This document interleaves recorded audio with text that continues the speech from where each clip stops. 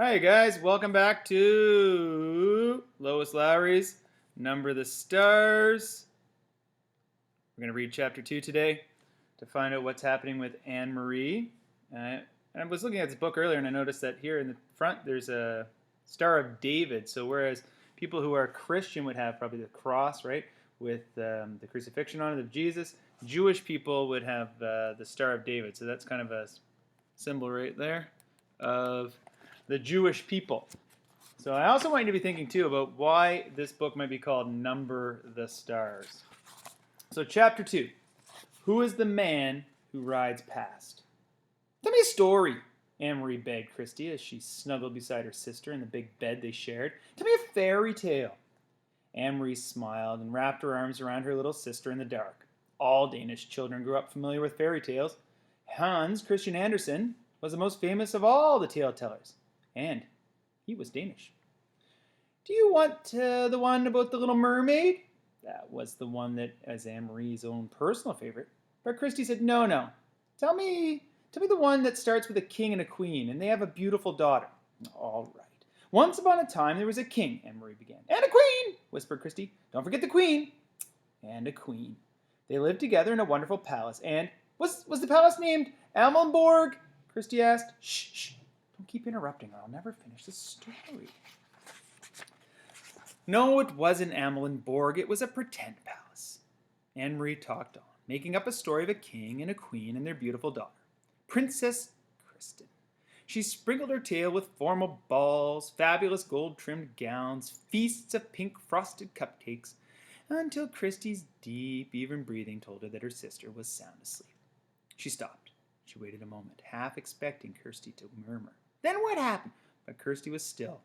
Anne-Marie's thoughts turned to the real king, King Christian X, and the real palace, Amelenborg, where he lived in the center of Copenhagen. How the people of Denmark loved King Christian. He was not like fairy tale kings who seemed to stand on balconies giving orders to subjects, or who just sat on a golden throne demanding to be entertained and looking for suitable husbands for his daughter. King Christian was a real human being, a man with a serious but kind face. She had seen him once, when she was younger. Each morning he had come from the palace on his horse, Jubilee, and ridden alone through the streets of Copenhagen, greeting his people. Sometimes, when Anne-Marie was a little girl, her older sister, Lise, had taken her to stand on the sidewalk so that they could wave to King Christian. Sometimes he waved back to the two of them, and he smiled. Now you are special forever, Lise had told her, because you have been greeted by the king. Anne-Marie turned her head on her pillow, stared through the window at the dim September night, thinking of Lise, her solemn yet lovely sister, but thinking of her always made her sad. So she turned her thoughts again to the king, who was still alive, because Liz wasn't. She remembered a story that Papa had told her shortly after the war began, shortly after Denmark had surrendered to the German soldiers. One evening, Papa had told her that earlier he was on an errand near his office, standing on the corner waiting to cross the street when King Christian came by on his morning ride. One of the German soldiers had turned suddenly and asked a question of a teenage boy. Who's that man who rides here every day on a horse? Said the German. Papa had smiled to himself, amused that the German soldier didn't know. And he listened while the boy answered. He's our king. He's the king of Denmark. Well, where's his bodyguards then? Said the soldier. And do you know what the boy said? Do you know? Said Papa. Anne-Marie was sitting on his lap. She was little then, only about 7, and she shook her head, waiting for the answer. The boy looked right at the soldier and he said, all of Denmark are the king's bodyguards. Anne-Marie had shivered. It sounded like a very brave answer. Is that true, Papa, what the boy said? And Papa thought about it for a moment. He always considered questions very carefully before he answered them. Yes, he said at last. It is true. Any Danish citizen would die to protect King Christian. Would you, Papa? Yes. What about Mama? Yes, Mama too. Anne-Marie shivered again. And then I would too, said Anne-Marie. I would protect him too, Papa. And they sat there for a moment. From across the room, Mama watched them, Anne-Marie and Papa, and she smiled. Mama had been crocheting that evening 3 years ago, the lacy edging of a pillowcase.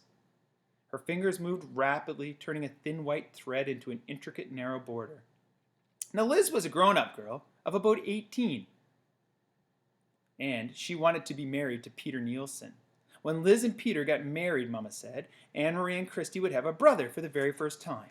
Papa, Anne-Marie had said finally into the silence, sometimes I wonder why the king wasn't able to protect us. Why didn't he fight the Nazis so they wouldn't come to Denmark with all their guns? Papa sighed. We're a very tiny country, he said, and they have an enormous army. And our king was wise. He knew how few soldiers Denmark has, and he knew that many, many Danish people would have fought and died. In Norway they fought, said Anne-Marie. They fought very fiercely in Norway. Yes, said Papa, but they had huge mountains for the Norwegian soldiers to hide in. Even so, Norway was still crushed. In her mind, Anne-Marie had pictured Norway, as she remembered it from a map at school, up above Denmark. Norway was a pink strip on the school map.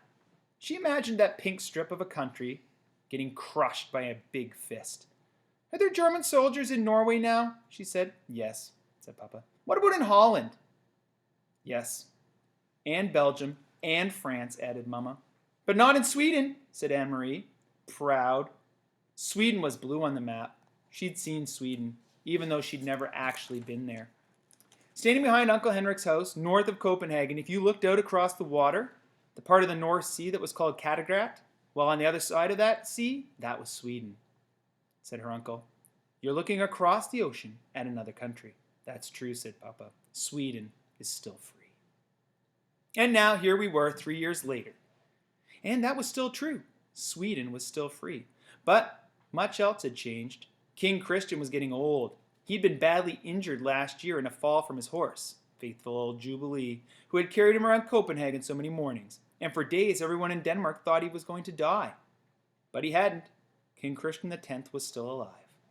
It was Lise who wasn't alive now. It was her tall, beautiful sister who had died in an accident 2 weeks before her own wedding. In the blue carved trunk in the corner of this bedroom, Anne-Marie could see the shape, even in the dark, where Lise's pillowcases with their crocheted edges and her wedding dress, with its neckline embroidered by her mother, sat. Mama and Papa never spoke of Lise. They never opened that trunk. But Anne-Marie did every once in a while when she was alone in the apartment. Alone, and she touched Lise's things gently, remembering her quiet, soft-spoken sister, who had looked so very forward to her marriage with Peter and having children of her own. Red-headed Peter, her fiancé. Well, they had not been married. He hadn't married anybody since Lisa died, and he had changed a lot.